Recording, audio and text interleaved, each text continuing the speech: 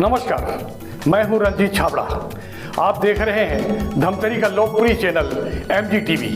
आइए चलते हैं खबरों की ओर। मां गारमोती गोधाम और राम भक्तों द्वारा पुराना कृषि उपज मंडी में आयोजित 9 दिवसीय श्री राम विश्वविख्यात कथावाचक पंडित अतुल कृष्ण महाराज ने श्री राम सीता विवाह के तहत सीता स्वयंवर और शिव धनुष तोड़ने का इतना प्रभावशाली वर्णन किया कि धर्म सभा तालियों से गूंज उठी। श्री राम कथा श्रवण करने धर्म समाज सेवी पंडित राजेश शर्मा, आयोजनकर्ता दीपक लाखोटिया सहित क्षेत्र से बड़ी संख्या में कथा श्रवण करने राम भक्त पहुंचे। आपस में खुसुर फुसुर कर रहे थे, तरह तरह की लोगों में अफवाहें, तरह तरह की चर्चाएं, षड्यंत्र। पहली बार राजा दशरथ की 13वीं होने के बाद पहली बार सभा बैठी और सभा में गुरु वशिष्ठ का भाषण हुआ और इतना भावुक भाषण हुआ कि गुरु वशिष्ठ बिलख बिलख कर रोए, बिलख बिलख कर। देखिए, यही जीवन की धन्यता है। आपके जीवन को याद करके देश का कोई महात्मा, कोई ऋषि अगर आंसुओं से रोए तो समझ लीजिए आपका जीवन धन्य हो गया। नहीं तो चोर की मौत पे तो चोर की भी मार होती है, लेकिन गांव नहीं रोता, समाज नहीं रोता।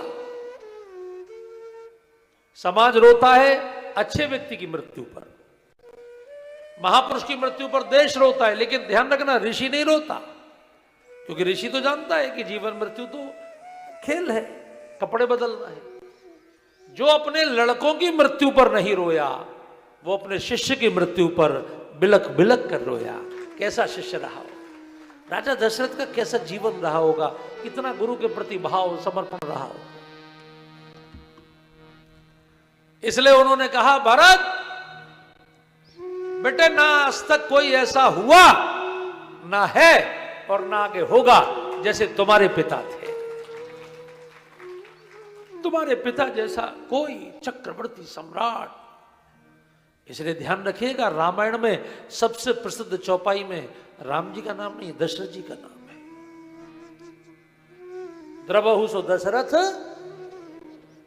जिनकी 10 इंद्रियों पर धर्म का कंट्रोल है, जिनका पूरा आचरण धर्म में है,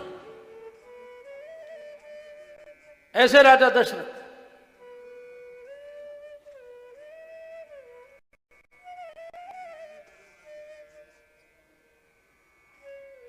गुरु ने कहा, तुम्हारे पिता ने वचन के लिए प्राण दे दिया बेटे। तुम्हारे बड़े भाई ने भी वचन के लिए राज्य छोड़ दिया, लेकिन एक वचन अभी शेष बचा,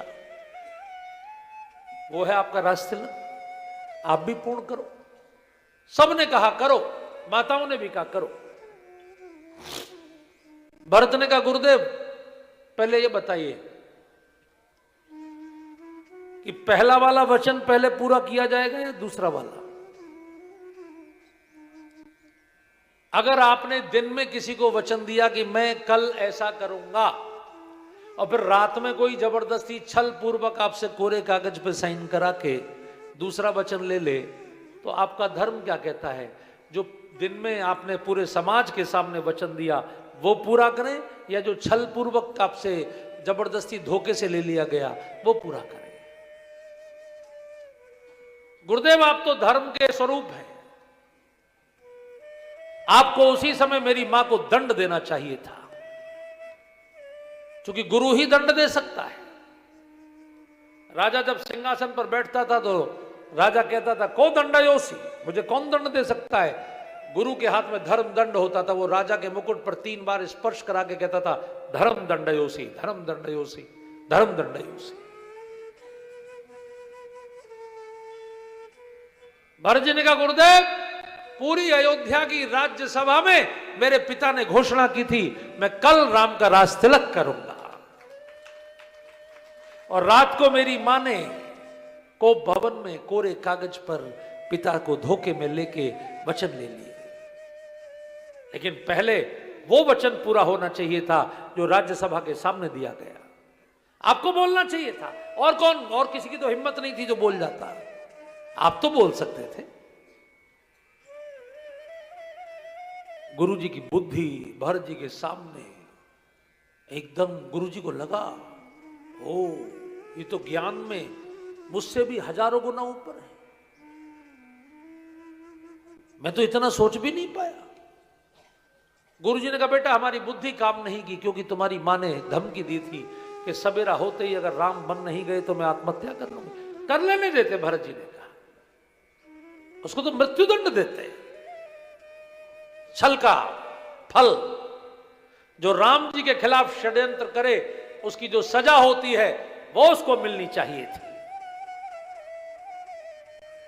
मेरा दुर्भाग्य है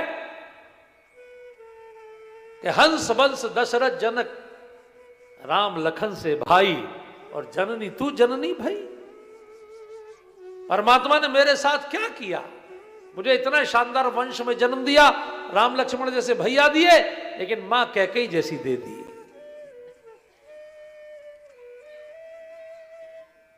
गुरुदेव ये सिंहासन राम जी का है, इस पर वही बैठेंगे।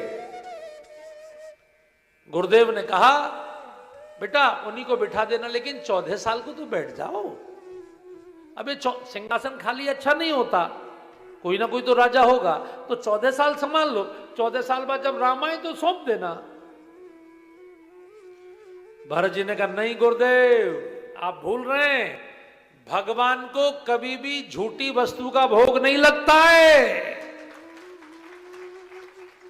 भगवान का भोग तो अमनिया होता है, उसको मन से भी स्पर्श नहीं कर सकते। मैं ये नहीं कर सकता कि मैं सिंहासन पर बैठ जाऊं, ये सिंहासन तो राम जी का है, वही बैठेंगे। मैं कल सवेरे सिंहासन लेकर प्रभु को मनाने चित्रकूट जाऊंगा। आप जो आपको जिनको चलना हो मेरे साथ चलें, हम लोग राम जी को मनाएंगे। गुरुदेव आप उनका तिलक करेंगे, तिलक की सारी सामग्री लेके चलेंगे। राम राजा होंगे और पिता का वचन पूर्ण करने को ये भरत 14 वर्ष नहीं गुरुदेव, जीवन भर वन में वास करेगा। सुबह कल सुबह मैं सिंहासन लेकर चित्रकूट प्रस्थान कर। गुरुदेव ने कहा बेटा ये क्या कर रहे हो, ये तो बहुत अच्छी बात है कि आप चित्रकूट चलोगे, हम भी चलेंगे, लेकिन सिंहासन क्यों ले जा रहे हैं? सिंहासन के साथ तो बहुत तामझाम, बहुत प्रोटोकॉल है, चतुरंगनी सेना को जाना पड़ेगा। बेटा भरत हम सब लोग चलते हैं, वहां चल के मिलके राम जी को मनाएंगे और राम जी को लौटा लाएंगे, फिर यहां लाके तिलक कर देंगे। भरत जी ने कहा नहीं गुरुदेव आप राम जी को जानते नहीं है, हालांकि वो आपके शिष्य हैं, लेकिन मैं आपको एक सिद्धांत की बात बता दूं गुरुदेव, कि कुआं कभी प्यासे के पास नहीं जाता, प्यासा कुएं के पास। नजर देखना है तो आहों का अपनी असर देखना है, तो आहों का अपनी असर देखना है, तेरे हाथ का अब हुनर देखना है, तेरे हाथ का अब हुनर देखना है, चित्रकूट वाला भी घर देखना है, चित्रकूट वाला भी घर देखना है, तुम्हें अपनी उल्फत में कर देखना है, तुम्हें अपनी उल्फत में कर देखना है। श्री राम जय राम जय जय राम, श्री राम जय राम जय जय राम, श्री राम जय राम जय जय राम, श्री राम जय राम जय जय राम, श्री राम जय राम जय जय राम, श्री राम जय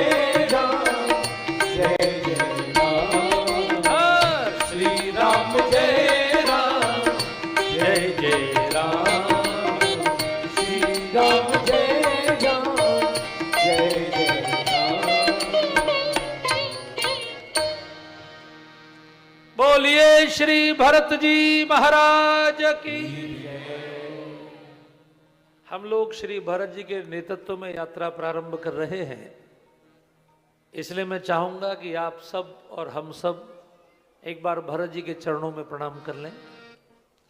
गोस्वामी तुलसीदास जी ने राम जी से पहले भरत जी के चरणों को प्रणाम किया है। एक बार सब मेरे साथ दोहरा दीजिए।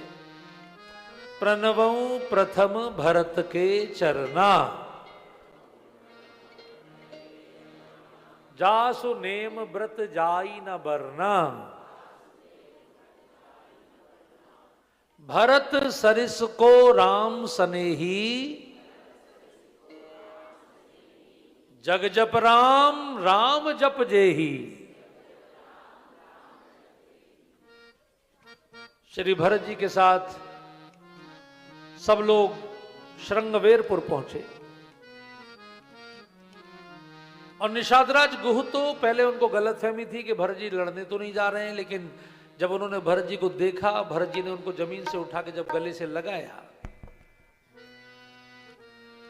क्योंकि दूर से जब निषादराज आ रहे थे तो भरत जी ने पूछा ये कौन आ रहे हैं, तो गुरु वशिष्ठ ने कहा ये राम जी के मित्र हैं, राम सखा है। जैसे ही राम सखा सुना तो एकदम रथ से कूद पड़े। निषादराज जमीन पर लेट गए, क्योंकि उनका प्रोटोकॉल वही था। भरत जी चक्रवर्ती है,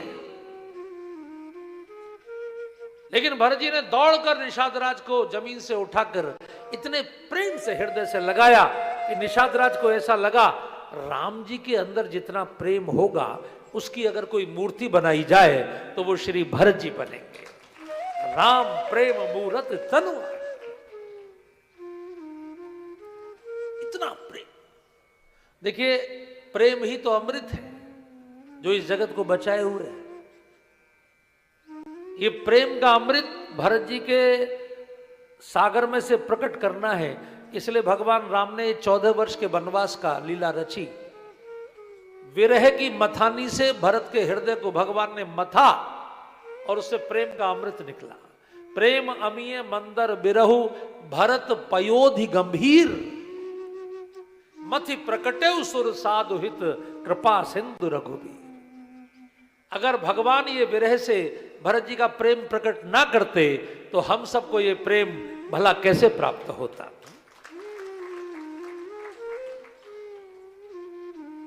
रात को जब सब लोग सो गए तो चुपचाप श्री भरत जी ने निषादराज से कहा आपने भगवान को जंगल में पेड़ के नीचे रुकवाया। उसने हाथ जोड़ के कहा मैं क्या करता, आपकी मां ने वरदान ही इतना कठिन मांगा था, तापस वेश विशेष उदासी। उन्होंने कहा मैं 14 साल तक किसी घर में किसी गांव में नहीं जा सकता। भरत जी ने कहा मैं वो स्थान देखना चाहता। तो निषादराज वहां लेकर गए, जैसे आपके यहाँ धमतरी के पास रुद्री है, ऐसे वहां उनके गांव के पास जो स्थान रहा होगा, निषादराज ने उसको वेल मेंटेन किया था। चारों ओर से अच्छी बाड़ लगा के, अच्छी सुरक्षा करके दोनों आसन बिछे हुए थे, इधर राम जी का इधर सीता जी का। तो भरत जी ने दोनों आसनों के चरणों में लेटकर साष्टांग दंडवत किया। और जब वो सीता जी के आसन के चरणों में लेटकर दंडवत कर रहे थे तो उन्होंने चंद्रमा की चांदनी में सीता जी के आसन पर सोने के तार के 2-4 टुकड़े देखे। क्योंकि मां जो साड़ी पहनती थी वो सोने के तार से बनी हुई साड़ी थी। क्या भारत की साइंस थी। आपने भी देखे होंगे अपने बुजुर्गों के कपड़ों में। मैंने अपनी दादी का लहंगा एक बार देखा था, उसमें चांदी के तार थे। मां जो साड़ी पहनती थी वो सोने के तारों की साड़ी थी। उसमें से 2-4 टुकड़े टूट के जो गिर गए थे तो कनक बिंदु दुई चारिक देखे, राखे शीश सीए सब लेखे। भरत जी ने वो टुकड़े बीन बीन के अपने सिर पर रख लिए और उनको ऐसा लगा जैसे मैंने माता जानकी के चरणों में साक्षात मत्था टेक दिया हो, ऐसा भाव उत्पन्न हो। उसके बाद तो वो इतना रोए, उनको लगा मां ऐसे सोई, मां चटाई पे सो रही है, जमीन पर। बार बार परिक्रमा करते थे, बार बार रोते थे, बार बार दंडवत करते थे। निषादराज तो ये सीन देख के पागल जैसे हो गए। भरत जी को टोक भी नहीं पा रहे थे, कैसे टोकें, वो इतने गंभीर है। बार बार वो परिक्रमा कर रहे हैं, बार बार दंडवत कर रहे हैं। काफी देर हो गई। बड़ी हिम्मत जुटा के निषादराज ने कहा, महाराज भोजन कब करेंगे? महाराज आप विश्राम कब कर, आधी रात हो गई, आप कब विश्राम करेंगे, कब भोजन करेंगे? भरत जी ने कहा, ना मुझे नींद आती है, ना मुझे भूख लगती है। मेरे हृदय में आग जल रही है। ये जो मैं देख रहा हूं कि प्रभु जमीन पे सो रहे हैं, ये मेरी मां ने क्या कर दिया? इस दुख ने मेरे हृदय को धधका दिया है। यही दुख दाह दही दिन छाती, यही दुख दाह दही दिन छाती, भूख न बासन नींद